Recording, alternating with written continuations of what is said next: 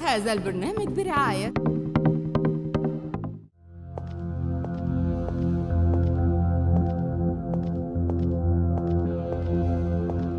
رحلة الدخول إلى عالم نجوم الصناعة. اكسب مصنع الموسم الثالث، ملايين أخرى في الانتظار.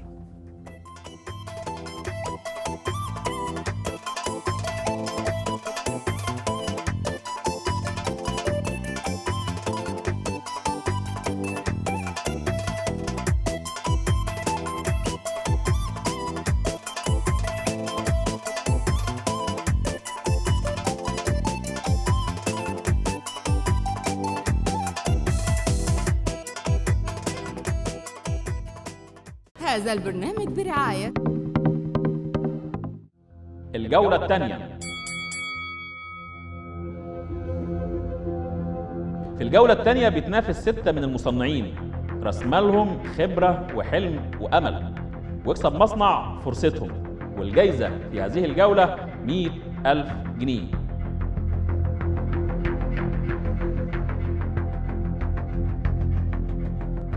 المتسابق الأول أحمد صدقي. بحب المنافسة وفي الصناعة هكسب.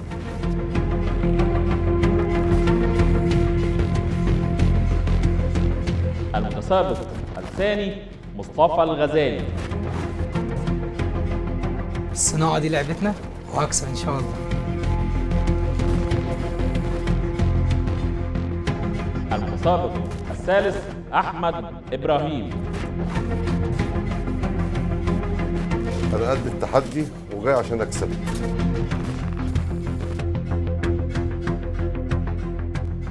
المتسابق الرابع محمد أحمد محمود. هدفي أكسب المسابقة إن شاء الله. المتسابق الخامس أحمد حرفوش. الصناعة علمتني التحدي في المكسب.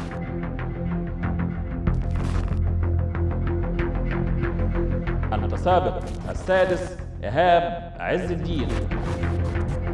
أنا جاي علشان أنافس في المسابقة.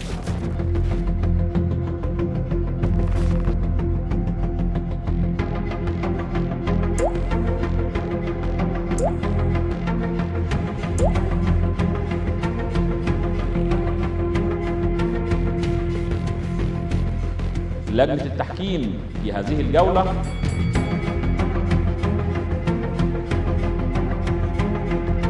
أنا سعيد جدا أن لثالث سنة بشارك في لجنة التحكيم لبرنامج اكسب مصنع، وإن شاء الله السنة دي زي ما نجحنا السنتين اللي فاتوا أن احنا نقدم مهارات جديدة وناس جديدة يغذوا الصناعة المصرية.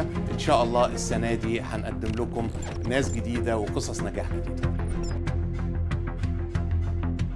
أنا بشارك في مسابقة اكسب مصنع للمرة الثالثة على التوالي، وفخور بتقييم المشروعات الصناعية والأفكار الصناعية الناشئة. الصناعة هي الاقتصاد الحقيقي، وبدونها لا يمكن أبدا تحقيق حلم 100 مليار. الصناعات والمشروعات الصغيرة والمتوسطة هي الأداة اللي ممكن من خلالها نحقق فرص التشغيل الذاتي ونضيف الاقتصاد الوطني والإجمالي الناتج القومي إضافة كبيرة. في الموسم الثالث هكون معاكم عضو في لجنة التحكيم.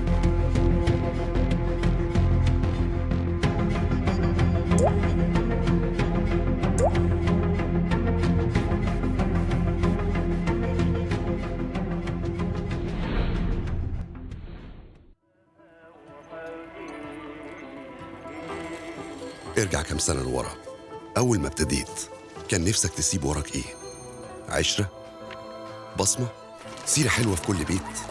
طب اطلع شوية قدام بالسنين، حلمت تأثر في حياة مين؟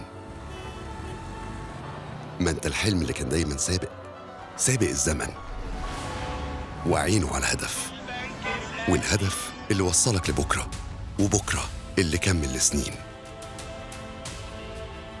والسنين هي اللي بتعمل مستقبل وتاريخ، والتاريخ في ناس بتحكيه وناس بتبنيه. احنا بنينا عشرة 125 سنة مليانة حكايات. البنك الأهلي المصري، بنك أهل مصر.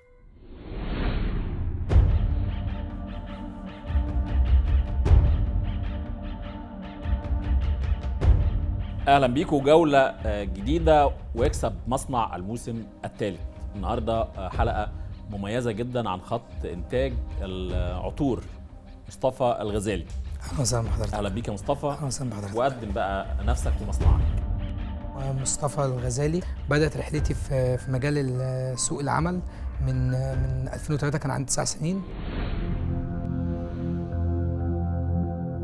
مصطفى الغزالي رغم سنه الصغير إلا أن طموحه ملهوش نهاية.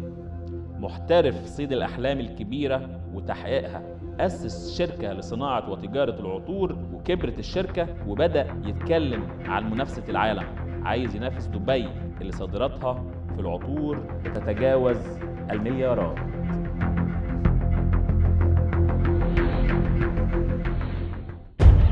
وبدأت التنقل في العديد من المجالات ولحد سنة 2016 ربنا أنعم علينا بفكرة عملنا باترينة عطور، والباترينة دي توسعنا فيها لحد ما عملنا باترينة تانية وباترينة تالتة لحد 2017 ربنا أنعم علينا وعملنا أول فرع لينا سنة 2017.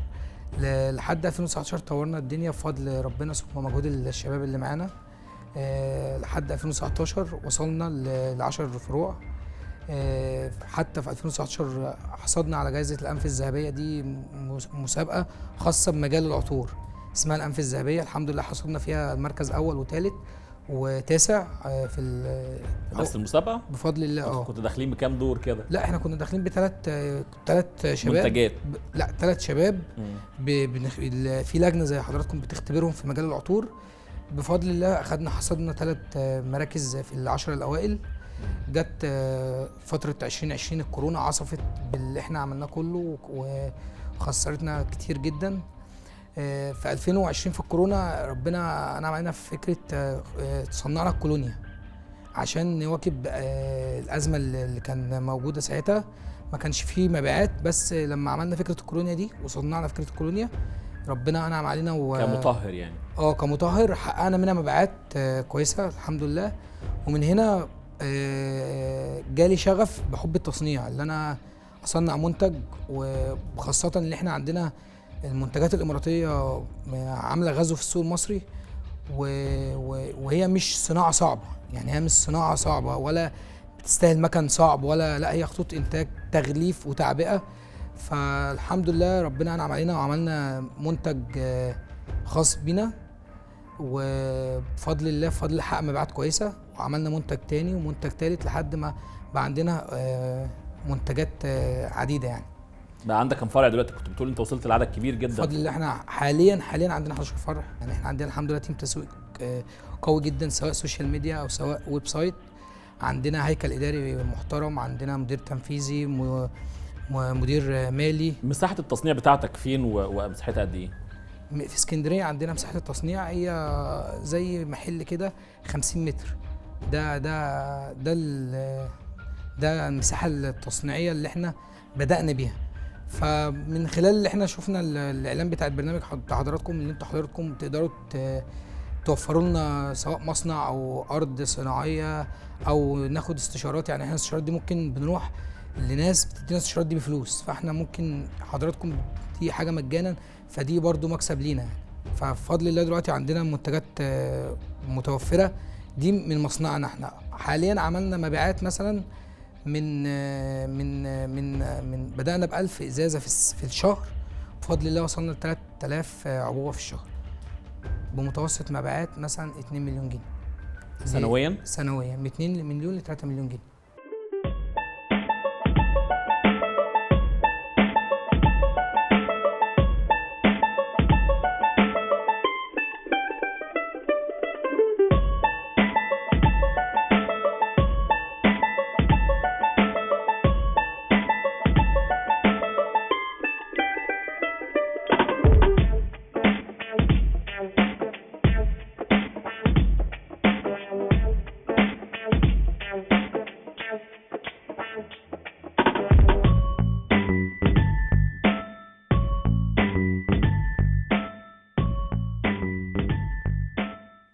دكتور احمد الليثي ناصف، هل المشروع ينطبق عليه لفظ تصنيع ولا تجاره بشكل اكبر؟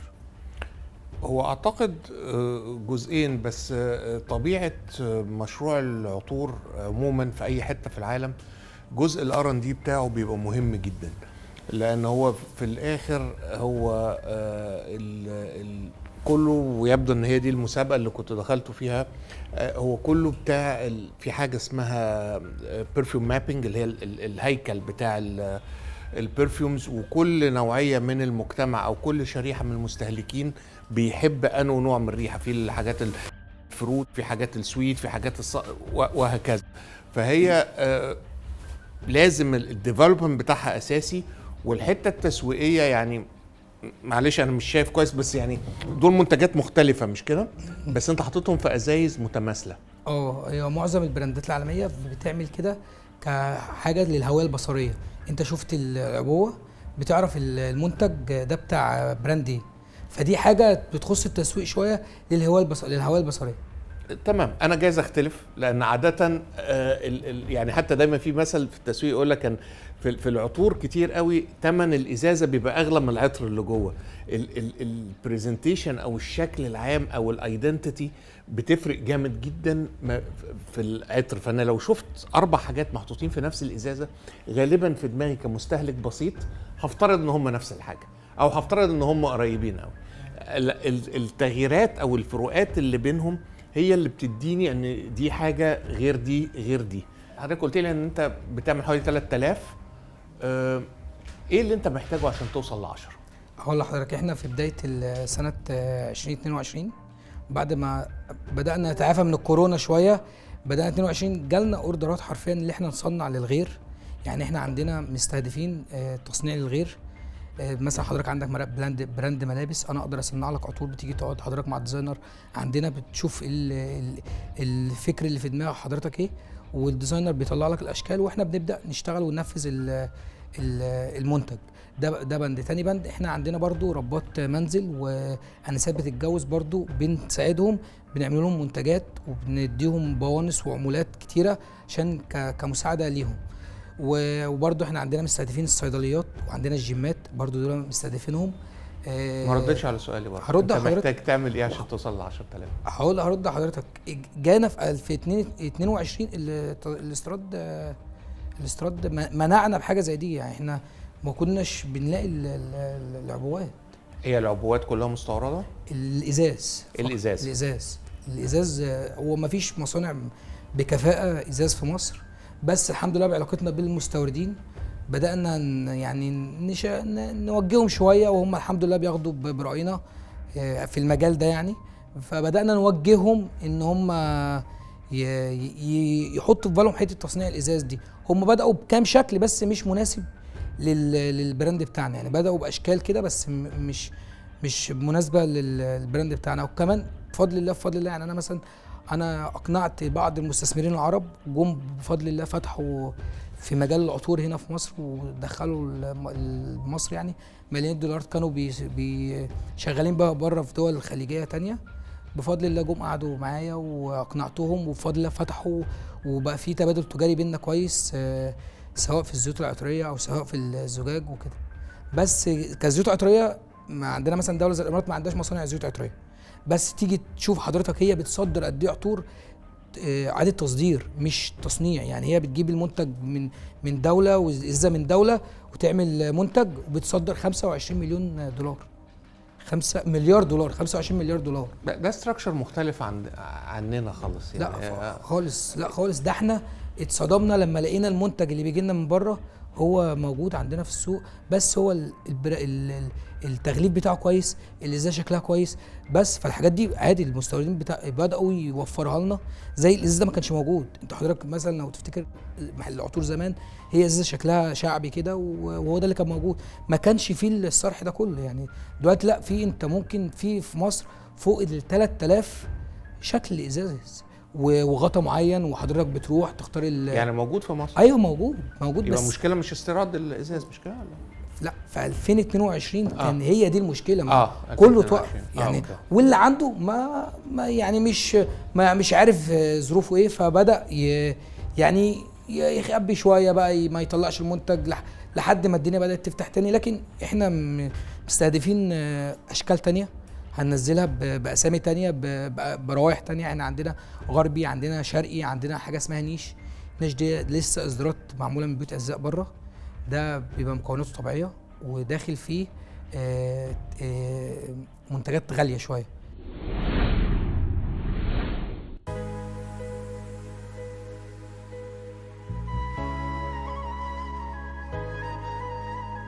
كلنا في حاجة حلوة بينا، كل لحظة تملي نسند بعضنا. أهل مصر في كل شبر في أرضها، أهلنا دول هم حتة مننا.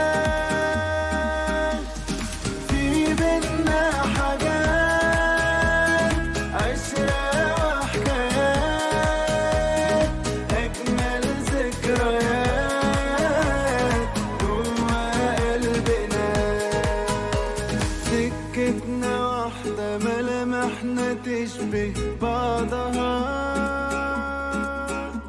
واللي ما بينا ده حكاية ويطول شرحها،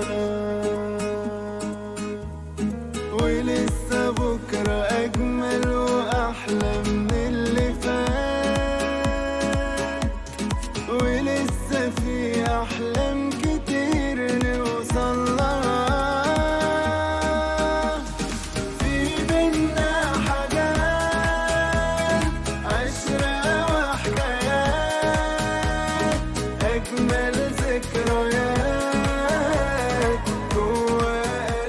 مية 25 سنة واحنا جزء من أهل مصر، بينا عشرة طويلة مليانة حكايات، وكل يوم بيعدي بنتطور وجاهزين لبكرة بحكايات أكتر.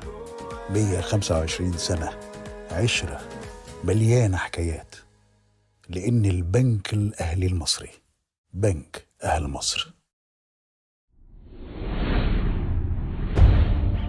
أستاذ سالم سعيد. مصطفى، أنت شغال في سوق كبير اللي هو السوق المصري، هو سوق كبير واسع، بس طبعا المنافسة دي في النوع ده شرسة. احنا كنا بس عايزين نعرف هو مراحل تصنيعك ايه واحتياجاتك في التصنيع ايه؟ بص يا فندم، احنا بيجي لنا المنتج يعني محتاج كمكن الخطوط. انا محتاج مكن تعبئه. انا عندي مكنه واحده وهي اللي وساعات يعني بنعبي بايدينا لحد ما مثلا اي حد في العطور عارف اللي مثلا ايدك انها ممكن تتعور من انت بتعبي يدوي. انا هوصل لنفس النقطه اللي اتكلم فيها دكتور احمد الليثي. انت محتاج كم مكنه عشان تقدر توصل ل 10000 عبوه بدل 3000 عبوه؟ انا مثلا حضرتك عندي مكنه محتاج ما اوفر مكنتين كمان. بتغليفهم بالكبس بتاع العبوه نفسها. بس ده مصطفى، انت معلش انت بتجيب الخامات منين؟ الخام بتاعك بتجيبه منين؟ في حضرتك خامات بتجي لنا من بره، وفي خامات بفضل الله انت بتعتمد على الزيوت العطريه صح كده؟ انت عارف ان مصر من اهم الدول المصنعه للزيوت العطريه يمكن على مستوى العالم؟ هو مؤخرا لا يعني مش مؤخرا وقديما. عندنا مثلث المنيا، بني سويف، الفيوم، دي من اهم الاماكن اللي فيها تجمع لمصانع الزيوت الطبيه والعطريه. انا يمكن في برنامج الاتوبيس صورت في بني سويف وحدها في 184 مصنع زيوت طبيه وعطريه، بالاضافه للمصانع الموجوده في المنيا والفيوم ومحافظه الغربيه في منطقه شبرا بلوله المتميزه اللي في بني سويف ده جدودي. بس حضرتك بتتكلم على الياسمين، على الفل، على العطر نفسه، مش على العطور. العطر نفسه الماده زي الفل، الياسمين، الحاجات دي متوفره، والياسمين المصري شركات سويسريه وفرنسيه بتتنافس عليه ده يعني. دي احنا عارفين بتشتغل بخامات مختلفه. لا، في خامات مختلفه تانية كانت الاول 100% من بره. دلوقتي بفضل الله في مصانع عندنا في اسكندريه بتنافس بالجوده وبتصدر كمان زيوت عطريه. في فرق بين الزيت العطري نفسه اللي هو الياسمين اللي هو الاحادي، ده زيت احادي اللي هو ياسمين، فل، ورد، دي زيوت احاديه. الفرق بقى بين العطور اللي هي العالميه زي اللي بتتعمل بره في بيوت الازياء. فده ده شق وده شق. احنا الشق الاولاني، انا بتكلم في موضوع تاني صح كده؟ الاولاني احنا بنصدره يعني، فاهم؟ الاولاني بنصدره وبيجي لنا تاني داخل في الزيوت العطريه. دكتور خالد عبد العظيم، يعني اعتقد ما اعرفش برضه حضرتك معايا ان ده بيميل اكتر للجانب التجاري ولا هو عمليه تصنيع؟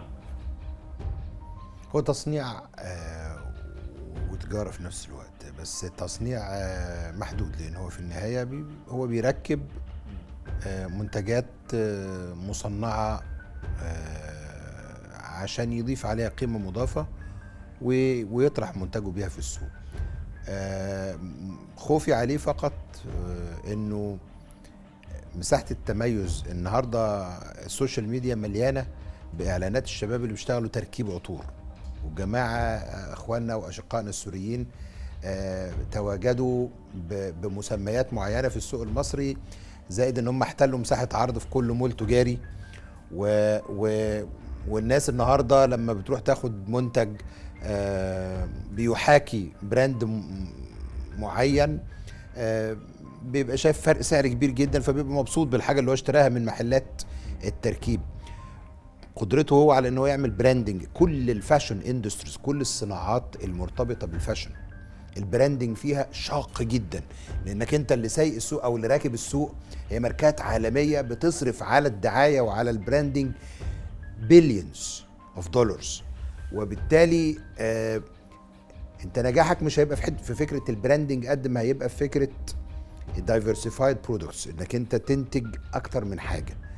انت قلت لي قبل البرنامج وانت بتتعرف عليا انه عندك منتجات تانية بخلاف العطور.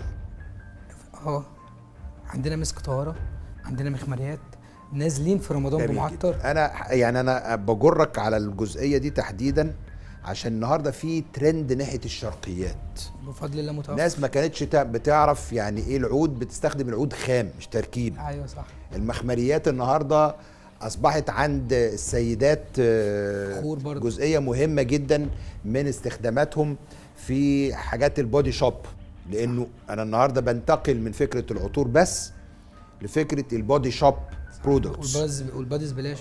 فدي مساحه الحركه فيها مفيش فيها حجم المنافسه اللي موجوده في سوق العطور المركبه او تركيب العطور، وخاصه زي ما قلت لحضرتك انه قصه البراندنج شاقه جدا.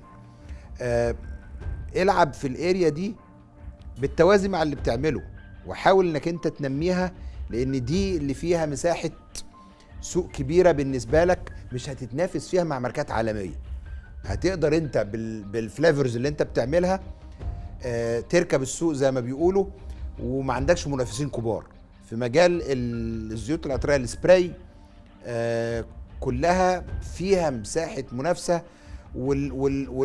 والكاستمرز فيها يعني في واحد في مجال الساعات يسيب ساعه معموله من الذهب ومرصعه بالالماس بس ماهيش براند، ويروح يشتري ساعه ستينلس ستيل براند يدفع فيها ارقام مبلغ 160,000 و170,000 جنيه. ليه؟ لانها براند. في مجال العطور في ناس مش هتشتري الا البراندز، ولو جه على اللي انت بتنتجه لو لقى انه التركيب اقل في السعر هيروح ناحيه التركيب. مساحتك اللي انت تقدر تحتل فيها مساحه كويسه قوي هي المنتجات الشرقيات التانية اللي انا قلت لحضرتك عليها. تمام كلام حضرتك. طبعا احنا كل ده التطوير يعني موجود في خطه التطوير، يعني موجود السبراي، وبفضل الله اكتشفنا ان في مصانع بتعبي كان في مصر برضه. الحاجات دي احنا ما كناش عندنا درايه بيها. بخصوص الاسعار، احنا حضرتك بتبدا اسعار عندنا من اول 25 جنيه و20 جنيه معاك لحد 350 جنيه، فمن 20 لحد 350 كل ده الحمد لله متوفر. فده اللي انا بقوله لحضرتك، اللي هي الصناعه مش صعبه على قد هي لا شبع السوق على قد ما تقدر هتاخد مع حضرتك، مع ظل ان في صعوبه دلوقتي في استيراد المنتج الكامل. فلما المحل يتوفر على الاقل لو احنا في اول سنتين ثلاثه من عندنا يعني ما قدرناش نصدر، على الاقل هنقدر نوفر استيراد وعمله صعبه. القصه كلها بدات ببرطمان. هنفضل مسؤولين في الهنجر ده لحد امتى؟ انا مش عارف امشي يا سامي، مش عارفين نتحرك. ما كناش هنوصل لكل ده من غير مساعده البنك الاهلي المصري. دي اجود طماطم هتلاقوها هنا. الطماطم دي ما بتعملش كاتشب ليه؟ جاهز يا سامي؟ هدول الخبير جون من فلوريدا. مفيش فايده يا سامي، بعد 40 محاوله عملنا ازازه الكاتشب دي. سامي تعالى ايوه يا ريس. السير ده ماشي بطيء ليه؟ هنسرعه لك يا ريس. احنا كده مش هنصدر يا سامي. ورجعنا لكم مشاهدينا مع رجل الاعمال الناجح كريم يوسف. نجح دي لما افتح مصنع في النرويج. هو انتوا بتسقفوا على ايه؟ احنا فتحنا في النرويج بس. لو طموحك ملوش حدود، دعمنا ملوش اخر. دعم وتمويل المشروعات الصغيره والمتوسطه من البنك الاهلي المصري، دعم ملوش اخر.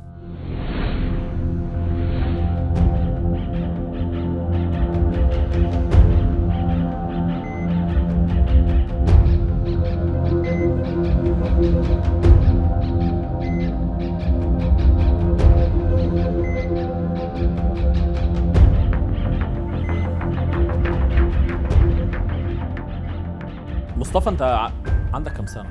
28 سنه. 28. انت خريج ايه؟ ليسانس حقوق. ليسانس حقوق. دراستك بعيده تماما عن مجال احنا حبينا التجاره من صغرنا، احنا من صغري زي ما قلت لحضرتك من 9 سنين. وانا في السوق يعني، وحبيت التجاره والبيزنس واخر كام سنه دي حبيت التصنيع. يعني حبيت التصنيع مع ان يعني عشان برضو ان الدوله نفسها بتشجع الفتره دي بعد حوار الدولار والكلام ده، بتشجع التصنيع. فلعل عسى قلنا نستغل الفرصه دي وربنا يكرم باي حاجه. مصطفى الغزالي بنشكرك، ويعني الحقيقه انا شايف انك انت شاطر في عرض المنتج بتاعك، وكمان يعني داخل في سوق صعب ولكن قادر تنافس ان شاء الله. شكرا ليك، ونلتقي مع متسابق اخر. هذا البرنامج برعاية